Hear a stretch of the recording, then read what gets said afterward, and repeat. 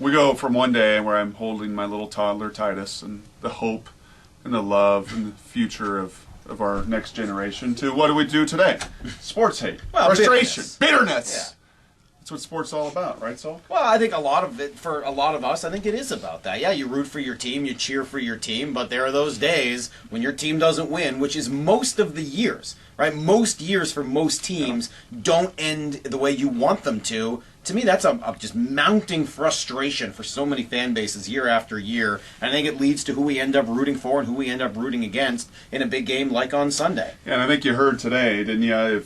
I know you've been here a few years, but 2005 is still right here in everybody's frontal lobe in memory as far as those Steelers go. And there is a lot of still distaste for what happened that day, for the calls and the penalties and the referees and all the involvement in Super Bowl 40 way back when in 2005. And you heard that outpouring today, I think, of a lot of that frustration and that anger that what could have been, what should have been, what may have been, just didn't quite happen that Sunday. You also wonder how things would be different for the two teams 5 years later, 6 years later, if it had gone just a little bit differently. Yeah. So obviously it's still very raw emotion. The other part for the Packers, though, is it's pretty tough to find something not to like about this team, whether it's being there in Green Bay and the one team that's owned by its fans and the real connection to it, and they're a small-town team and they're not East Coast bias, and they had the cojones to move on past Brett Favre. Yeah. It really is just such a likable organization right now. Go Packers. Go Pack.